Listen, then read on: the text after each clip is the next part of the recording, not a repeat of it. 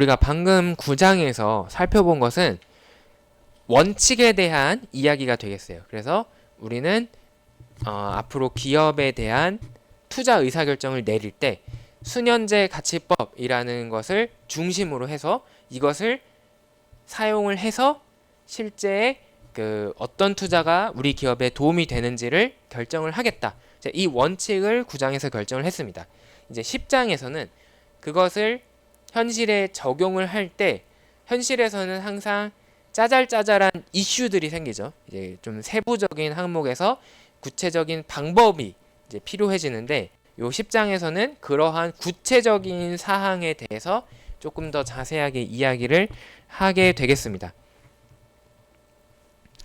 자, 그래서 9장에서 배운 그 원칙을 적용하는 데 있어서 방법론을 이야기를 하는 거고, 이제 그 과정에서 순서대로 말씀을 드릴게요. 자, 먼저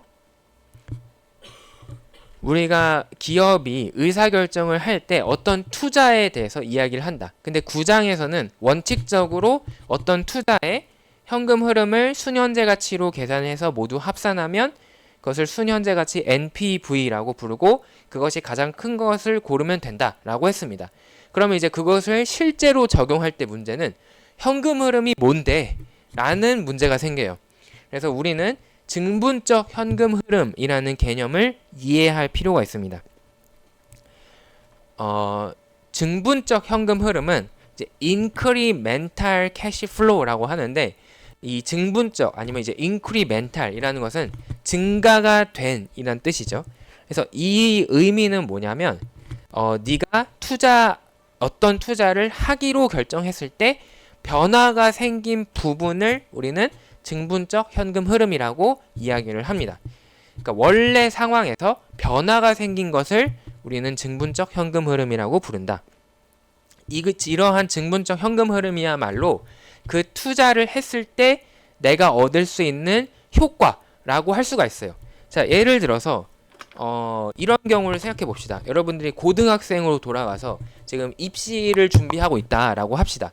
근데 남은 수능까지 남은 기간 동안 어떻게 내가 공부를 하면 제일 좋을까? 이제 이 문제를 고민하고 있어요. 근데 어디 대치동의 학원에 가서 이제 수강료 50만 원을 내면은 내가 평균적으로 예상되는 나의 그 수능 점수 등급이 이제 0.7 등급만큼 올라간다. 그러니까 나는 원래 총 합쳐서 죄송합니다. 1, 2, 1, 2 이랬다고 합시다. 예를 들어서. 근데 여기서 50만 원의 수강료를 들고 이 선생님 그 1타 강사에게 직접 직강을 들으면 내가 이것을 평균으로 1, 1.3, 1, 1.3로 올릴 수 있다 라고 합시다. 그러면은 여기서의 증분적인 효과는 뭐냐면 2에서 1.3으로 줄은 거, 2에서 1.3으로 줄은 거 해서 0.7, 0.7에서 1.4만큼의 등급을 더 올릴 수 있다 라는 것을 우리가 증분적 투자 현금 흐름이라고 할 수가 있는 거예요. 근데 만약에 그게 아니라 내가 인터넷 강의를 들으면 예를 들면은 수강료를 이제 10만 원만 낼 거다. 근데 그 대신 아무래도 좀 집중력이 떨어지기 때문에 그 예상되는 나의 등급이 1.7, 1.5다. 그러면 이 경우에 변화가 생긴 부분은 0.3과 0.5를 합쳐서 이제 0.8이 되는 거죠. 자, 그러면은 이 경우에 우리가 어떤 판단을 함에 있어서 우리는 변화가 얼마만큼 더 많이 생겼느냐를 따지는 게 합리적인 판단이겠죠. 원래 상태가 중요한 게 아닙니다. 원래 상태가 아니라 지금 상황에서 내가 추가적인 투자를 결정을 해서 그걸로 인해서 나한테 어떤 변화가 생겼느냐가 중요하다라는 거죠. 이것이 이 증분적 현금 흐름이 중요한 겁니다.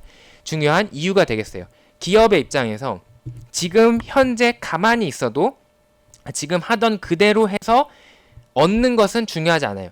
이 상황에서 우리가 새로운 투자를 결정을 해서 그걸로 인해서 어떤 변화, 어떤 효과가 우리에게 생기느냐, 그거를 따져야 된다라는 거죠. 그래서 투자에 대해서 결정할 때는 이 증분적 현금 흐름이 매우 중요합니다. 이제 그것이 바로 그 투자로 인해서 이제 발생하는 직접적인 이제 그런 것이기 때문에, 그래서 우리가 일반적으로 독립평가의 원칙이라고 이야기하는 것은 어떤 투자에 대해서 고민할 때는 지금 다른 것을 상황 생각하지 말고 다른 것은 그대로 두고 이 투자를 한다라고 하면 정확하게 어떤 변화가 생기느냐라는 것만 고려를 해야 된다라는 것을 바로 우리는 독립평가의 원칙이라고 이야기합니다.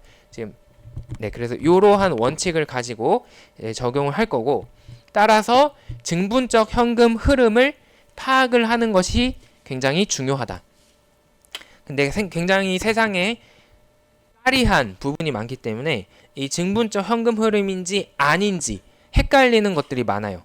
그 중에 이제 몇 가지를 예를 들자면 매몰 비용, 기회 비용, 부수적인 효과가 있느냐 없느냐, 순운전 자본, 금융 비용, 발생주의 회계, 세금, 이제 이런 부분들이 이 재무 담당자를 굉장히 혼란스럽게 하고 최고 경영자를 혼란스럽게 해서 우리가 잘못된 결정을 내릴 수 있는 원인이 됩니다. 자, 먼저 매몰 비용이라는 것은 무엇이냐? 이제 매몰 비용은 여러분들이 경제학 원론을 들었다면 이미 들어보았을 텐데, 매몰 비용이라는 것은 마치 그 쓰레기 투기장에 이미 버린 것처럼 이미 이것은 버린 것이기 때문에 주워 담을 수가 없는 것을 우리는 매몰 비용이라고 이야기를 합니다. 그래서 이것은 재무의 관점에서 보면 이미 내가 투자 의사 결정을 하는 지금 이 순간 이전에 이미 결정이 된 것을 우리는 매몰 비용이라고 해요. 그러니까 지나간 과거가 되는 거죠. 그래서 이제 다시 불렀던 이제 지나간 것은 지나간 대로, 이제 이 부분이 바로 이제 매몰 비용에 대해서 이야기하는 부분이라고 할 수가 있는데, 이 매몰 비용은 이미 과거에 이미 그렇도록 결정이 된 부분이기 때문에 앞으로 우리가 투자를 하느냐 안 하느냐 이것을 고민할 때 반영을 해서는 안 됩니다. 왜냐하면 내가 투자를 하든 말든 그대로 있어요. 그렇다는 것은 증분적인 투자 흐름이 현금 흐름이 아니다. 따라서 우리는 이것을 무시해야 됩니다. 근데 이제 원칙으로 보면은 굉장히 쉽게 이해가 되는데, 사실 현실에 투자 결정을 할 때는 그거를 신경을 쓰지 않기가 굉장히 어렵습니다. 대표적으로 이런 경우가 있는데, 재작년에 이제 어떤 편의점이 그 연예인 A씨와 이제 협력을 해서 굉장히 오랜 기간 동안 연구를 한 결과 이제 그 편의점에서만 판매하는 그 PR 상품으로 소주 땡땡이라는 이제 새로운 신상품을 출시를 했어요.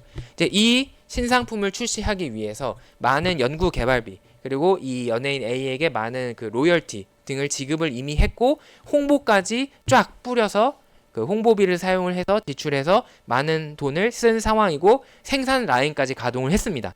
그런데 이때 갑작스럽게 이 연예인 A씨가 어떤 사건에 휘말려서 이제 굉장히 이미지가 나빠지고, 그로 인해서 부정적인 뉴스가 발생을 했습니다. 그렇다면은 이 상황에서 이 편의점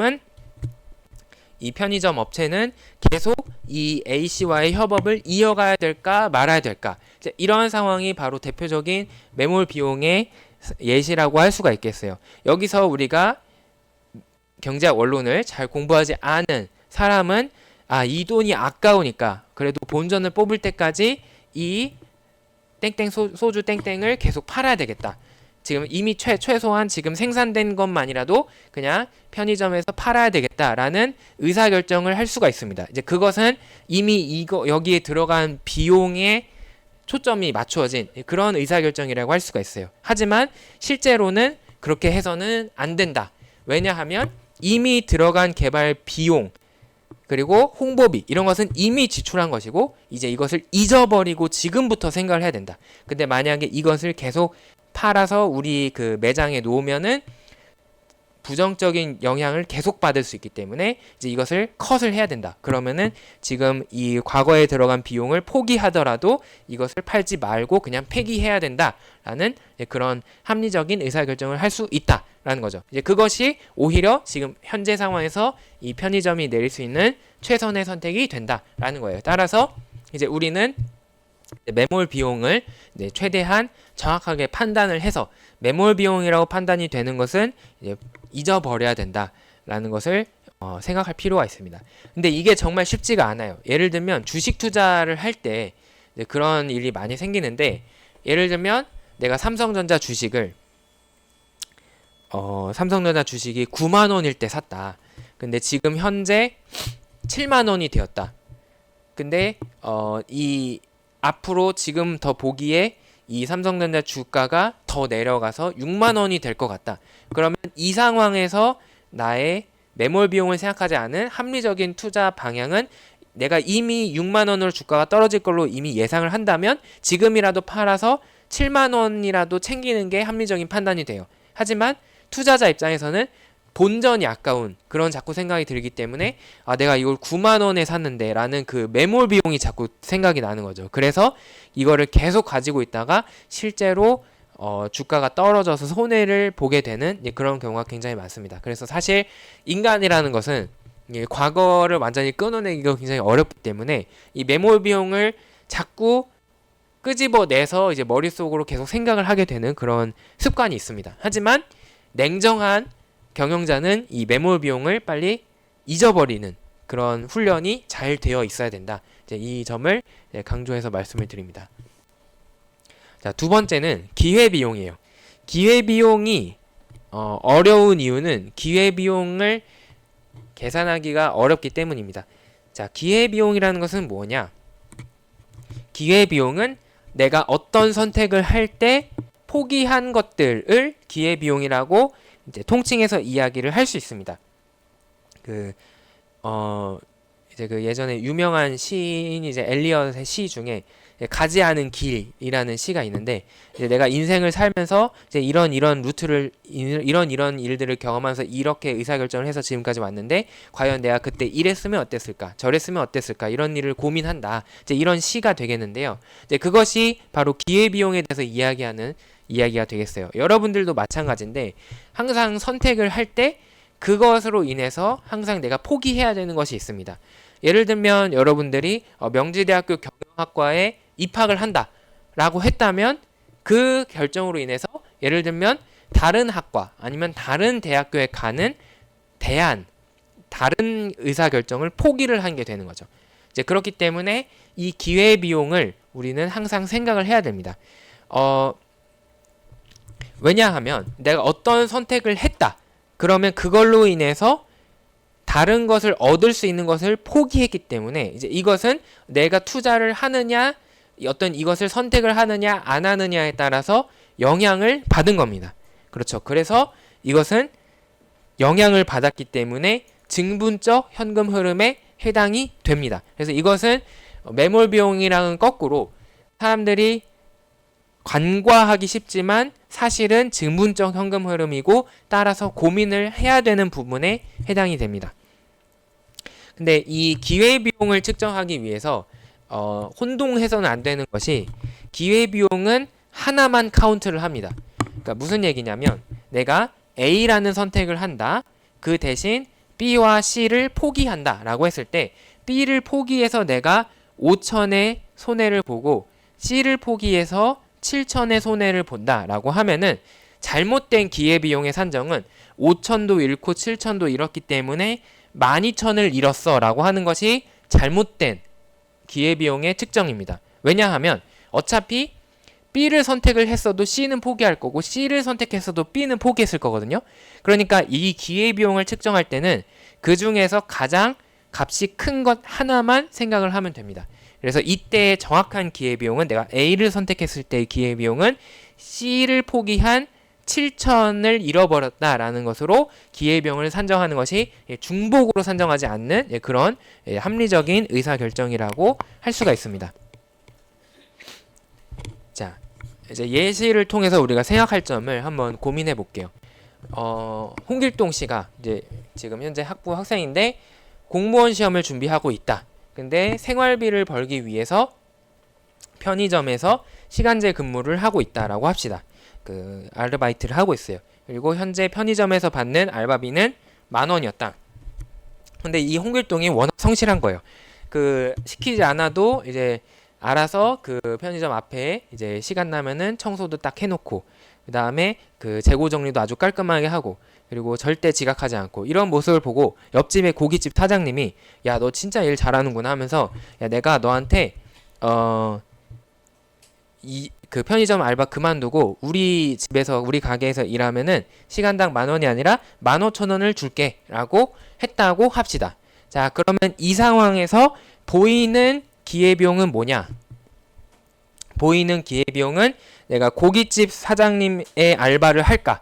라고 하면은 15,000원을 얻는 대신 이 원래 받던 편의점에서의 10,000원을 포기하게 되는 거죠. 그래서 10,000원이 비용으로 처리가 돼야 되기 때문에 이 실제로 내가 얻는 이득은 15,000원에서 5,000원을 뺀 5,000으로 계산이 돼야 된다라는 것이 이 증분적 현금 흐름에 따른 그런 투자 의사결정이라고 할 수가 있습니다. 근데 여기서 기회비용이 어려운 이유는 이렇게 보이는 것 외에도 숨어져 있는 기회비용도 많기 때문이에요. 이 상황에서 바로 숨어져 있는 기회비용이 있는데, 지금 그것은 바로 이 사람은 공무원 시험을 준비하고 있는데 그 저녁 시간에 이 힘든 고기 알바를 했을 때의 기회비용은 다른 것이 없느냐. 이제 저녁에 이 힘든, 특히 또 굉장히 많은 그 체력적인 부담을 가지고 고깃집에서 알바를 하면은 이제 피곤해서 이제 이 사람이 실제로 해야 되는 공무원 시험 준비를 제대로 못할 가능성이 크겠죠.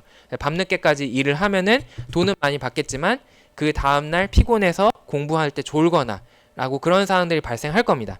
그렇다면은 사실 이 홍길동이 의사결정을 내릴 때는 그러한 숨어져 있는 비용, 내가 이 알바를 함으로써 나의 다른 부분에 피해를 받진 않느냐, 내가 예를 들면 이른 아침에 도서관에 가는 것을 포기해야 되느냐, 혹은 내가 저녁에 편의점 알바 2시간만 하고 바로 스터디 카페를 가려고 했는데 고깃집 알바는 밤 새벽 2시까지 해야 돼서 그것을 포기하진 않느냐, 이런 것까지 고려를 해야 된다. 이제 이런 점 때문에 실제 현실에서 기회비용을 측정을 하기가 매우 어려운 부분이고, 그래서 이제 서로 그 의사결정을 낼 때 서로 아규먼트가 있을 수 있습니다. 이거가 기회비용이 맞느냐 아니느냐, 이런 부분이 바로 기회비용을 우리가 항상 신중하게 생각을 해야 되는 그런 이유라고 할 수가 있겠습니다.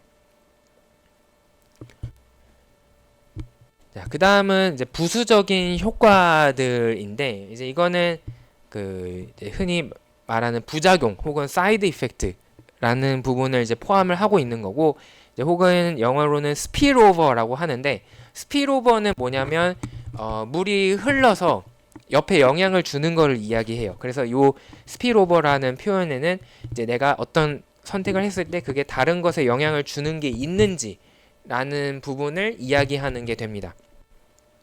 자, 이것은 원칙적으로 보면은 내가 투자를 하는 선택에 따라서 영향을 받았기 때문에 증분적 현금 흐름이다 라고 얘기를 할 수가 있습니다. 두 가지 예시를 말씀을 드리고 싶은데, 첫 번째, 이제 그 여러분들 이제 볼 수도 있는데 OTT로 보는 이제 디즈니 땡땡땡 이렇게 있잖아요. 이제 그 기업은 이제 그 전 세계적으로 굉장히 큰 기업이고, 그래서 많은 그런 사업을 하고 있습니다. 근데 이제 코로나19 기간 중에 그 마블 유니버스 영화 하나를 이제 출시를 했어요. 근데 원래 이제 영화 촬영을 해서 이제 영화관에서 개봉을 해야 되는데, 이제 코로나19로 인해서 영화관에서 사람들이 보기가, 시청을 하기가 굉장히 어려워졌죠. 근데 이 영화의 주연이었던 여자 배우는 그 영화관 수익에 비례하는 이른바 러닝 개런티라는 영화 계약을 맺었습니다. 그래서 사람들이 영화관에서 많이 시청을 해서 그 관객이 많이 들면 그에 비례해서 이제 보너스를 받는 그런 계약을 맺었습니다.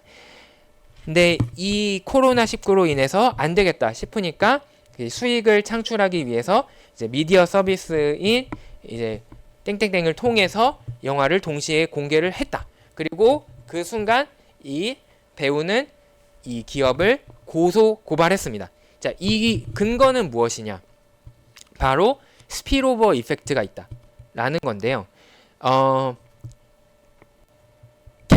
그냥 이것을 따로 생각하면은 영화관에서 보는 건 영화관에서 보는 거고 그것을 이제 또 추가적으로 이 OTT 서비스로 활용하는 것이 무슨 상관이냐라고 할 수가 있지만 이 배우의 입장에서는 자신의 계약의 권익이 침해를 받았다라고 주장을 할 수가 있는 거예요. 왜 그러냐면 보통 사람들이 영화관에서 많이 그 시청을 하는 이유는 뭐 편리하고 뭐 그런 여러 가지도 있겠지만 우선적으로 바로 내가 원한 영화가 출시가 되었을 때 바로 이 영화를 볼 수가 있다라는 것이 영화관에서 직접 시청을 하는 주된 장점 중에 하나죠. 근데 시간이 지나서 내가 그것을 안방에서 보려고 하면은 시간이 많이 지난다. 1년이 지날 수도 있고 1년 반이 지날 수도 있고 그렇기 때문에 지금 영화 궁금한 거는 못 참고 빨리 보게 되는 그런 일이 발생을 합니다. 근데 이 회사는 그것을 자사의 OTT 서비스를 통해서 바로 풀어버림으로써 이제 사람들에게 딜레마를 주게 되죠. 뭐냐면 아니 내가 코로나 상황에서 굳이 내가 다른 사람의 그 기침이나 이런 것을 맞을 가능성까지 생각하면서 영화관에 직접 가서 극장에 가서 영화를 보느냐 아니면 집에서 편하게 안전하게 내 가족들이랑 이 OTT로 이것을 시청을 하느냐 그러면은 사람들이 선택을 하게 되고 따라서 이 OTT 서비스가 제공되었기 때문에 관객 수가 더 줄어들 수도 있다. 그러면 관객 수가 줄어들면은 이 배우 입장에서는 자기의 러닝 개런티가 줄어들게 되는 거니까 그것에 대해서 자기의 일반적인 이 계약에서의 권익이 침해를 받았다라고 주장을 했고 이제 그것이 받아들여져서 이 재협상을 통해서 이제 이렇게 개봉한 이 OTT 서비스를 제공한 것에 대해서 추가적인 인센티브를 이 배우에게 지급을 해야 됐던 그런 일이 있습니다. 이제 이렇게 어떤 의사 결정을 하는 것은 기존에 이미 되어 있는 나의 다른 사업에도 영향을 줄 수가 있습니다. 이런 것이 이제 대표적인 부수적인 효과가 혹은 스피로버 이펙트가 발생한 사례라고 이제 할 수가 있고 이제 두 번째 경우 이제 이 경우는 이 명백한 스피로버 이펙트가 있다라고 이제 법원에서 판단이 되어진 경우고 두 번째 경우는 이제 굉장히 애매한 부분을 또 말씀을 드릴게요. 지금 제가 아이패드를 살려다가 참고 기다리고 있는데 왜 기다리고 있냐면 아이패드 프로가 이번에 새로 또 새 모델이 나왔다라고 해가지고 일단은 기다리고 있거든요. 그래서 뭐 다음 달이면은 뭐 출시가 될 거다 뭐 이런 얘기가 있는데 이런 것이 대표적인 요 스피로버 이펙트의 예시라고 할 수가 있어요. 뭐냐면 삼성전자든 뭐 애플이든 뭐 이런 여러 그 제조업체들은 늘 하나의 모델만 출시하고 그것을 영원히 그대로 가져가는 것이 아니라 시간이 지나면 새로운 모델을 출시를 하죠. 예를 들면 뭐 지금 제가 정확하게 몇 번인지 모르겠는데 예를 들면은 작년에 갤럭시 23이 발표가 되고 그 다음에 올해 뭐 갤럭시 24가 발표되고 이런 식으로 시간이 지나면 새로운 모델을 출시를 합니다. 근데 이 경우에 이 새로운 모델을 출시하는 것은 기존에 내가 이미 제조하고 있는 구형 모델의 판매에 영향을 주게 됩니다. 당연히 이제 유사한데 기능이 업그레이드 됐고 하니까 사람들은 일반적으로 새 것을 선호하거나 아니면은 이제 가격이 조금 더 저렴하다라고 해서 이제 구형 모델을 사게 되죠. 뭐 구형 모델을 사게 될 때 그러면은 할인을 해줘야 되니까 어찌됐든 나의 기존에 예상되었던 그 기존 모델에 대한 판매량 그리고 그것으로부터 얻을 수 있는 수익에 부정적인 영향이 발생하게 됩니다. 이제 이런 것이 스피로버 이펙트다라고 주장을 할 수가 있어요. 근데 그러면은 내가 새로운 모델을 출시할 때는 이 부수적인 효과도 고려해야 된다. 증분적인 현금 흐름이다라는 이 원칙에 따라서 구형 모델의 판매가 줄어드는 구형 모델로부터 수익이 줄어드는 문제도 고려해야 된다라는 이제 한편의 주장이 있을 수 있습니다. 근데 여기서 또 반론도 존재하는데요. 이제 이것의 이유는 근거는 이런 거예요. 어차피 우리가 새로운 모델을 출시하지 않더라도 경쟁사에서 또 새로운 모델을 출시하면 나의 구형 모델의 판매는 어차피 줄어들 예정이었다. 그러면은 어차피 줄어들 예정이었는 것을 우리가 줄어들었다고 할 수가 있느냐? 그래서 이 경우에 이제 구형 모델의 판매량이 줄어든 것을 증분적 현금 흐름으로 따져서는 안 된다라고 이제 주장하는 이제 그 또 한편의 주장도 있습니다. 그래서 이렇게 우리가 살펴볼 수 있듯이 이제 제가 여기서 판단을 내리고자 함은 아니고 이렇게 살펴볼 수 있듯이 이 스피일오버 이펙트는 분명히 존재를 하지만 이제 그것을 현실의 의사 결정에 반영을 할 때에는 굉장히 복잡한 문제들이 존재를 해요. 그래서 여러분들이 이제 그런 이제 실제 이제 재무 담당자가 되거나 이 최고 경영자가 된다라고 하면은 그런 문제에 대해서 반영을 할 것이냐 아니면 안 할 것이냐 이런 부분에 대해서 이제 많은 이제 고민이 필요할 것이다라는 점을 이제 말씀을 드리고 싶었습니다. 자, 그 다음은 순운전자본에 대한 이해가 중요합니다. 자, 기업이 어떤 투자를 하기로 하면 기업은 눈에 보이는 투자를 진행을 하게 됩니다. 예를 들면 사람을 더 뽑는다든가 그러면 인력에 대한 채용이 발생을 하면 이제 이거는 비용이 발생을 하죠. 그리고 어떤 제품을 생산하기 위해서 이제 공장 설비를 매입을 했다. 그러면 이제 이것도 지출이 발생을 했습니다. 자, 이런 것들이 다 비용으로 들어가야 된다라는 것은 우리가 직관적으로 봐도 쉽게 이해를 할 수 있어요. 근데 여기에 더해서 기업은 투자를 할 때 순운전 자본도 고려를 해야 됩니다. 운전 자본이라 함은 그 사업이 원활하게 굴러가게 하기 위해서 필요한 약간의 현금, 그리고 재고 자산, 그리고 매출 채권, 매입 채무 등등을 의미를 해요. 이런 것이 왜 영향을 주느냐? 대표적으로 동전 노래방의 예시를 통해서 한번 설명을 드려보도록 하겠습니다. 요 앞에 이제 보면은 동전 노래방이 있는데 이제 동전 노래방의 특징은 동전으로 결제를 하는 것이 기본 옵션이다라는 거죠. 요즘에는 뭐 좋아져가지고 카드로 결제도 되고 하지만 기본적으로는 사람들이 동전을 가지고 한두 곡 두 곡 부르면은 그 서비스를 이용을 할 수 있다라는 특징이 있어요. 그러면은 동전 노래방의 기본 조건은 당연히 동전 교환기가 있어야 되고 그리고 사람들이 지폐를 넣었을 때 거기에 동전이 나올 수 있어야 된다라는 얘기예요. 그러니까 이 동전 교환기 안에는 충분한 금액의 현금이 동전의 형태로 들어가 있어야 됩니다. 예를 들면 하루에 뭐 30명, 40명이 이용을 한다라고 하면은 그 돈을 바꿔주기 위해서 최소한 뭐 20만 원 어치의 동전을 그 안에 집어넣어야 된다. 이런 계산이 나올 거예요. 그러면 이때 이 동전 노래방 사업을 하느냐 안 하느냐는 단순하게 동전 노래방을 설치하기 위해서 내가 상가를 임대한다. 그리고 그 안에 인테리어 작업을 한다. 그리고 노래방 기기를 들여놓는다. 마이크를 들여놓는다 뿐만이 아니라 이 동전 교환기를 설치하고 그 안에 계속 재고를 유지를 해야 된다라는 것도 신경을 써야 된다는 겁니다. 그러니까 이 재고가 들어가 있기 때문에 예를 들어서 여기에 20만 원어치를 매일 채워넣기로 했다라고 하면은 20만 원을 이 동전 노래방 사업을 하는 내내 3년이 됐든 4년이 됐든 이 내내 나는 무조건 거기에 보관을 해야 되기 때문에 나는 그것을 사실상 투자해서 쓴 것이라고 봐야 된다는 거죠. 그래서 순운전자본도 재고, 매출 채권, 매입 채무와 같은 이런 현금, 이런 순운전 자본도 투자에 들어간 비용으로 쳐야 된다. 자, 여기까지 여러분들 이해를 할 수 있습니다.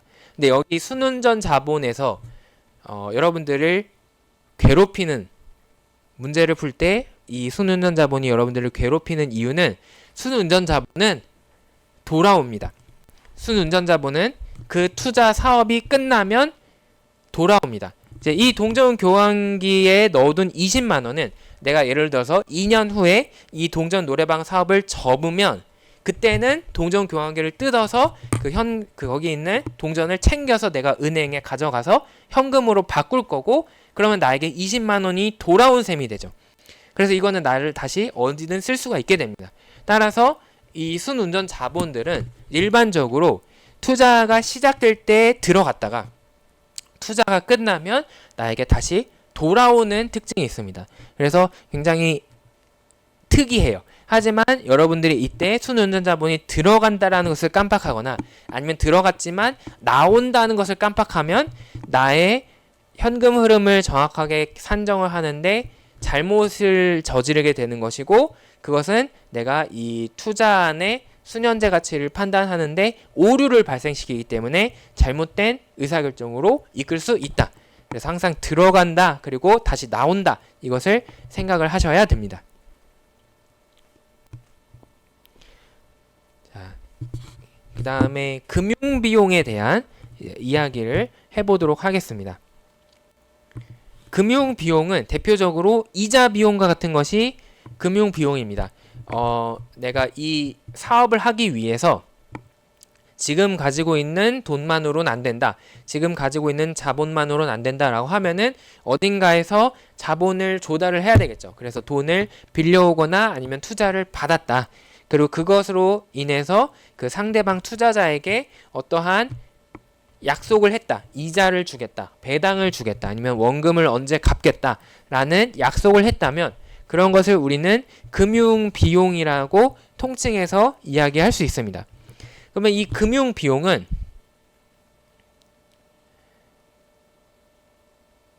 마치 증분적 현금 흐름처럼 보입니다. 왜냐하면 내가 지금 이 투자를 하기 위해서 돈을 가져오는 것이기 때문에 투자로 인해서 생겼구나 라고 생각하게 되죠. 하지만 이 경우에 여러분들이 헷갈리겠지만 재무에서는 이 금융 비용을 증분적 현금 흐름으로 보지 않습니다. 왜 그러냐면 재무의 관점에서는 보통 이제 이렇게 생각을 해요. 투자를 유치를 받는 것은 그 전 투자를 하기 전에 먼저 이루어진 결정이고, 그 이후에 그 돈을 가지고 우리가 어디에 투자를 할까 결정하는 것이다. 따라서 이 금융 비용이 얼마가 있다, 우리가 이자를 얼마를 내야 된다라는 것은 그 투자 자체와는 독립적으로 생각을 해야 된다라고 생각을 합니다. 그래서 이 금융 비용은 이제 우리가 투자안에 대해서 생각할 때 무조건 빼고 생각할 거예요. 그래서 이 기업의 재무제표를 만들 때 우리가 손익계산서에서 이자 비용을 생각하는 것과는 별개로 이 투자안에 대해서 생각할 때는 이자 비용과 같은 것을 생각을 하지 않습니다. 이 점을 좀 잘 유의를 해주시면 되겠어요. 그 다음에 기타 여러 가지 고민을 할 것이 있는데, 회계에서는 발생주의라는 원칙이 있죠. 회계에서 말하는 발생주의라는 것은 지금 즉시 돈이 오가지 않더라도 이것을 서로 약속하면 나중에 주기로 하더라도 이 순간 이미 약속이 이루어진 순간 발생했다 라고 보기 때문에 이것을 우리 재무제표에 반영을 해야 된다라는 것이 바로 발생주의 원칙입니다. 하지만 우리 재무는 현금 위주로 생각을 한다라고 했죠. 그래서 현금주의로 생각을 합니다. 그래서 현금을 직접 받은 시점이 언제냐에 맞추어서 우리가 그 투자안의 현금 흐름을 정확하게 계산을 해야 된다. 그리고 투자를 통해서 돈을 벌면 우리는 그 번 돈 중에 일부를 정부에 세금으로 내야 됩니다. 이것 또한 투자로 인해서 발생하는 것이기 때문에 증분적 현금 흐름에 해당이 됩니다. 이제 이 이자 비용을 내는 것과는 다르게 이 세금을 내는 것은 투자를 결정해서 그 이후에 생긴다라는 거죠. 그래서 이 증분적인 현금 흐름에 포함을 시켜야 한다. 이제 이런 원칙들을 이제 말씀을 드릴 수가 있겠습니다.